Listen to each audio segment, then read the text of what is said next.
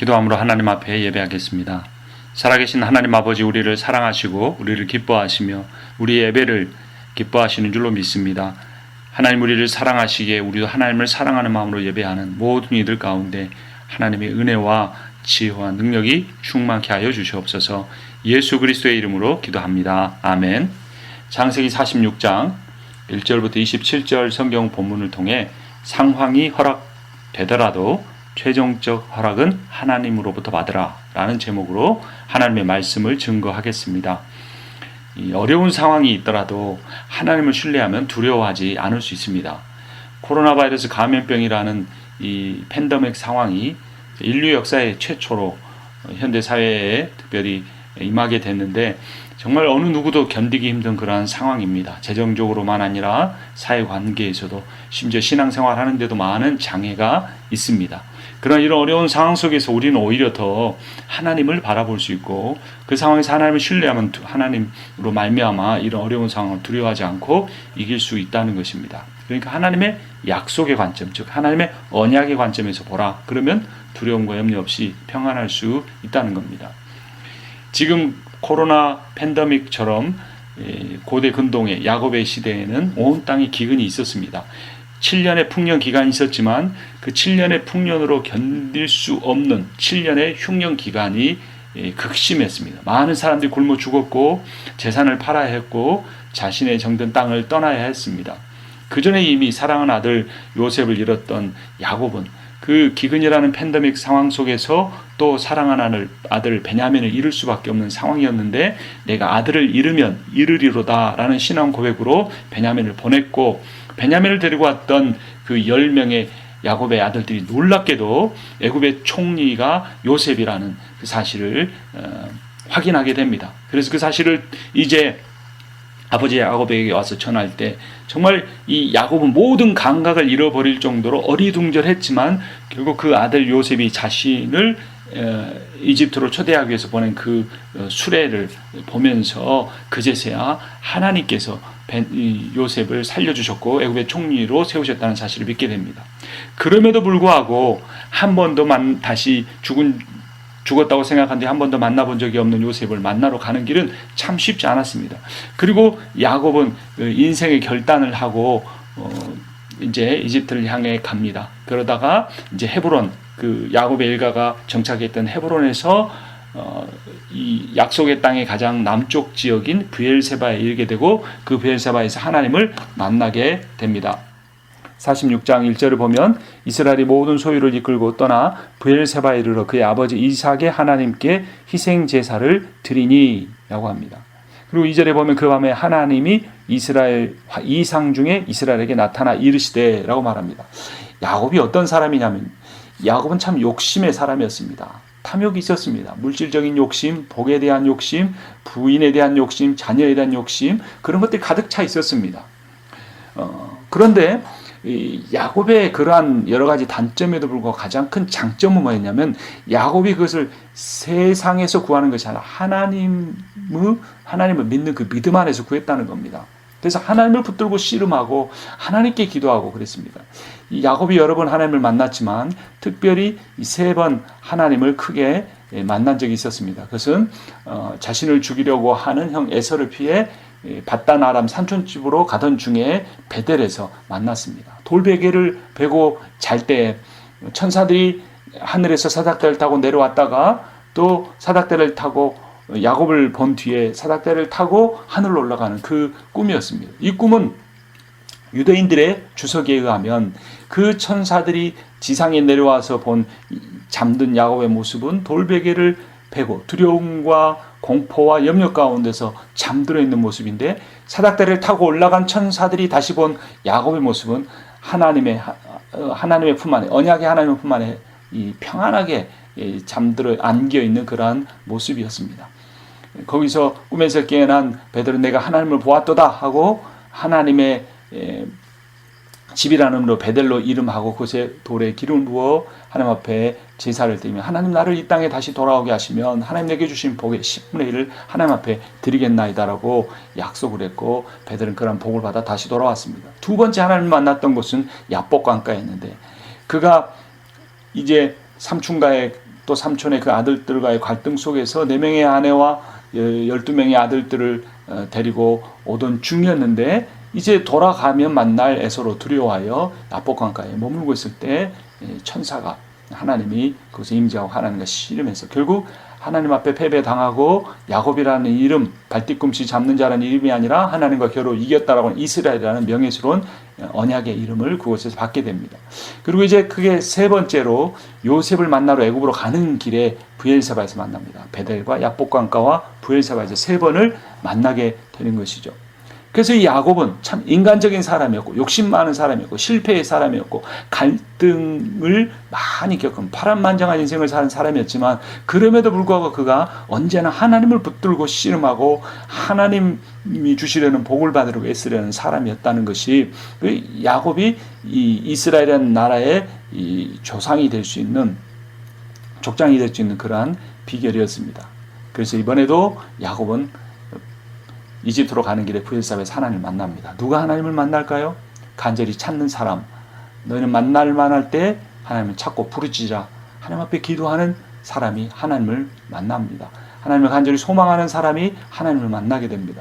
우리는 이런 어려운 상황, 코로나 바이러스 감염병이라고 하는 또 개인적인 육체적인 질병이나 경제적인 어려움이나 인간관계 어려움 속에서 우리는 힘들어하고 정말 절망하기도 하지만 얼마나 하나님을 찾고 구하고 있는지 우리들의 삶을 돌아봐야 합니다.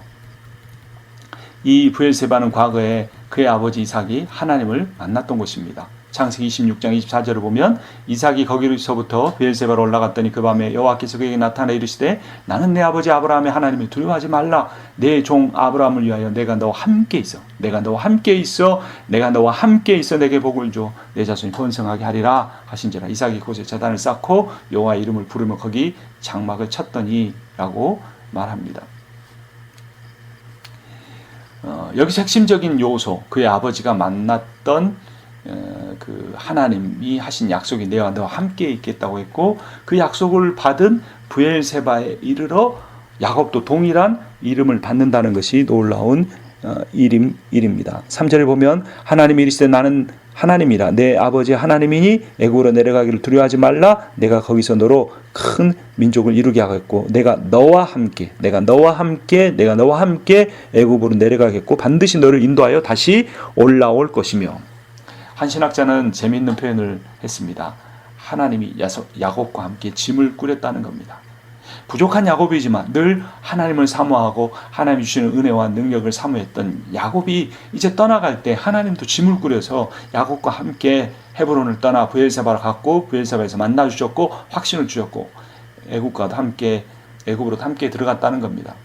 근데 놀랍게도 이 브엘세바에서 자신을 현현하시고 나타내시고 계시를 주신 하나님이 지금으로부터 400년 동안 침묵하신다는 겁니다. 그리고 다시 나타난 때는 광야에서 40년 동안 고립되어서 참 힘들어하던 모세에게 나타나셨던 겁니다. 400년 동안이란 그 기간에 이 400년 동안 침묵하시기 위하여 마지막 그 만남의 장소가 브엘세바였고 마지막으로 만나준 사람이 바로 야곱이었습니다. 그 야곱이 그만큼 하나님을 사모했던 겁니다. 하나님의 언약 가운데 살아가기 위해서 우리는 어떤 환경이 다 충족되었다고 할지라도 뭐 어떤 일을 하기 위해서 내가 비즈니스를 하는데 돈도 충분히 준비되고 함께 일할 사람도 있고 사업을 할 만한 아이템도 있다고 할지라도 내가 어디로 이주를 하려고 하는데 그곳에 준비가 다 돼 있다고 할지라도 내가 어떤 하나님의 교회 안에 어떤 새로운 일을 시작하는 그런 상황이 다 준비되었다고 할지라도 우리가 그 최종적인 승인은 하나님으로부터 받아야 한다는 사실을 깨닫게 됩니다.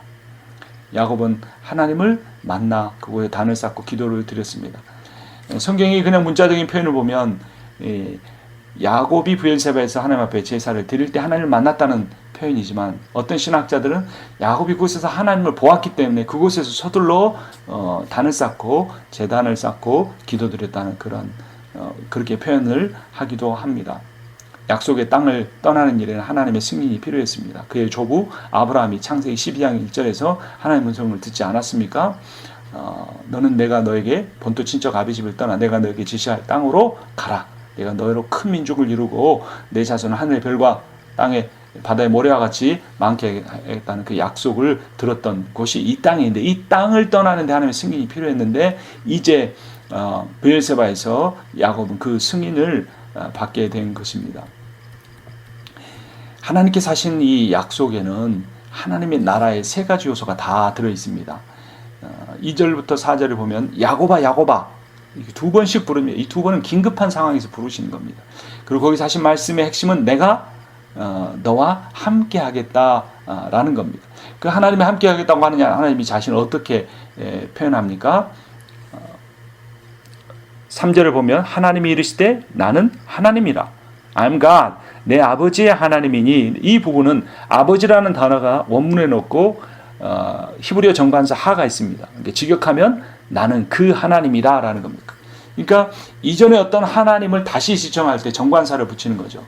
그러니까 바로 이것은 언약적 관점의 하나님인데, 바로 이삭이 만났던 그 하나님, 너의 아버지 이삭이, 너의 조부 아브라함이 만났던 그 하나님이다라는 겁니다. 여기서 그 하나님이라는, 그러니까 아브라함에게 하셨던 약속과 우리 아까 살펴본 이삭에게 하신 그 약속, 내가 너와 함께하고 너에게 복을 주겠다, 너를 큰 민족을 이루게 하겠다, 이 땅을 너에게 주겠다고 한 그 언약의 하나님이라는 겁니다.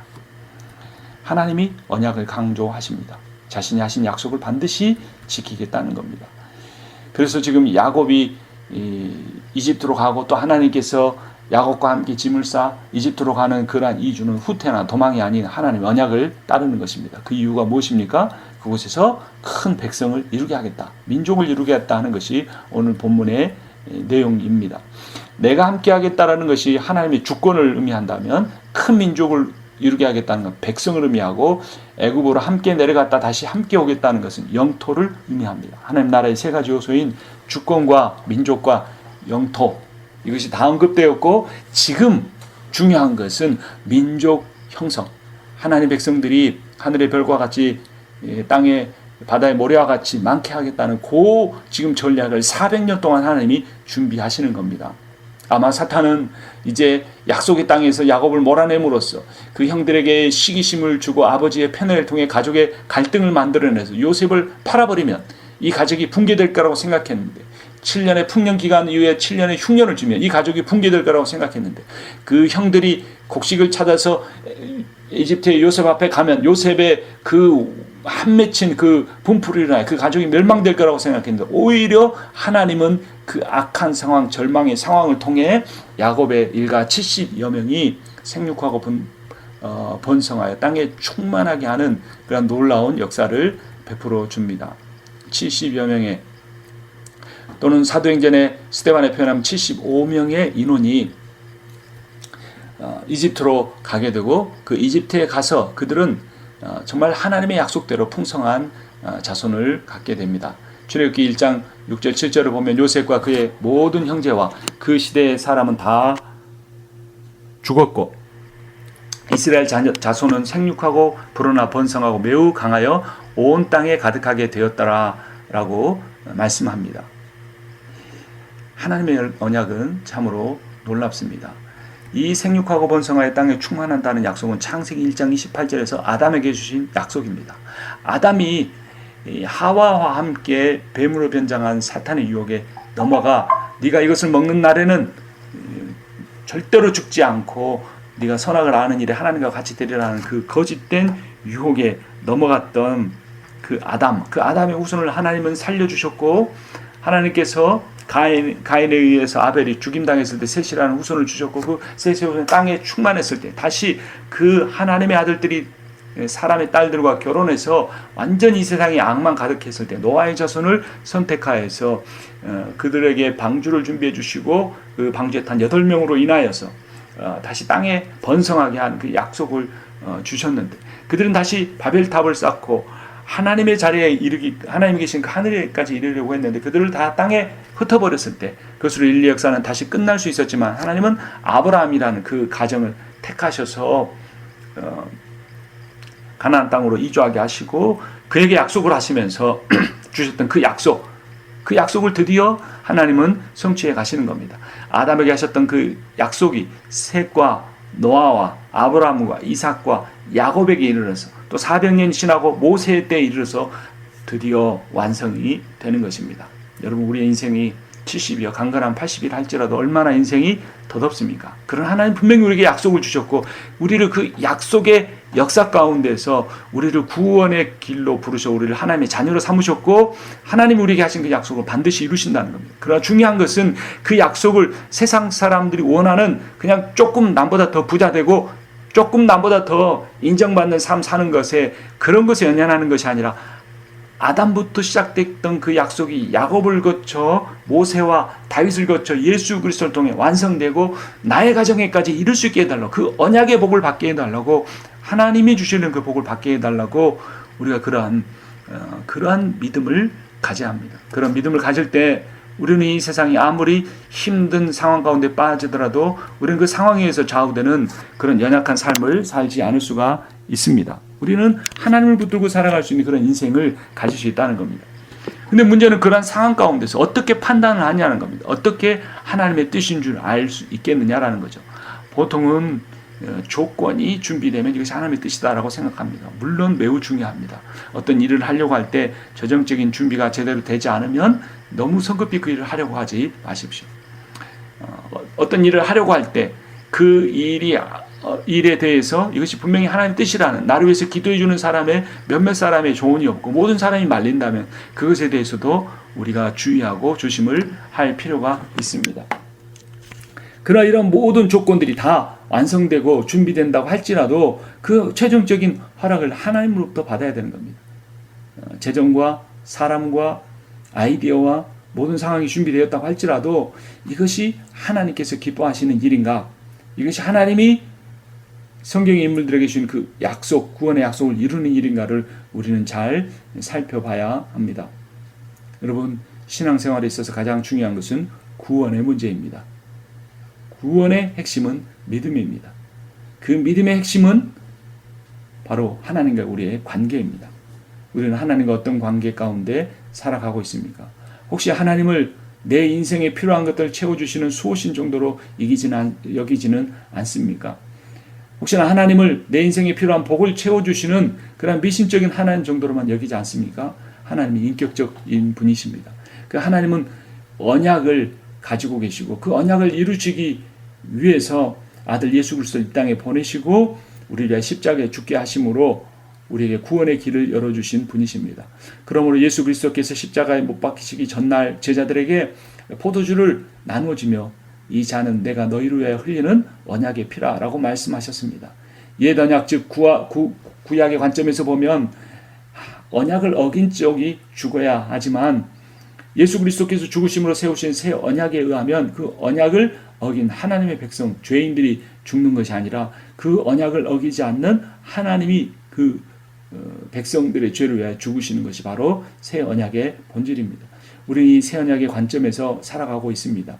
새 언약의 관점의 핵심은 예수 그리스도의 복음이고 그 복음의 핵심은 십자가입니다. 그 십자가의 언약을 붙들고 살아갈 때 우리는 인생을 살면서 우리의 뜻을 이루기 위해 사는 것이 아니라 예수님이 마태복음 16장 24절에서 말씀하신 것처럼 너희 중에 아무든지 나를 따라오려거든 자기를 부인하고 날마다 자기 십자가를 지고 나를 좇을 것이라 하신 그 말씀을 붙들고 살아가야 합니다.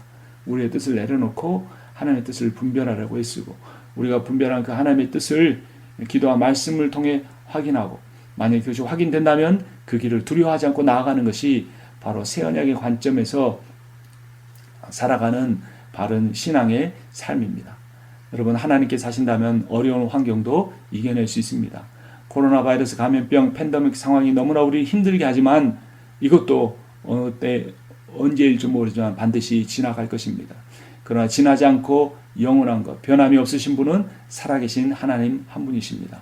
그 하나님께서 오늘 또 헤브론을 떠나 브엘세바, 영적인 브엘세바를 거쳐 이집트로 나아가려는 세상을 향해 나아가려는 여러분과 동행하실 것입니다.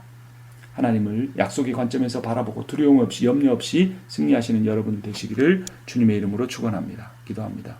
하나님 아버지 오늘 또 우리에게 야곱에게 나타나신 하나님이 내가 너와 함께하겠다 두려워하지 말라 약속해 주시니 감사합니다. 그 하나님 바라보며 살게 해주시고 우리가 계획하고 실천하는 모든 일들 하나님의 뜻 가운데 있는지 하나님의 새 언약의 그 뜻 가운데 있는지 확인하며 순종하며 살게 해 주시옵소서. 주님께서 우리와 늘 함께해 줄 것을 믿고 감사드리며 우리 주 예수 그리스도의 이름으로 기도합니다. 아멘. 오늘도 승리하시는 하루 되기를 주님의 이름으로 축원합니다.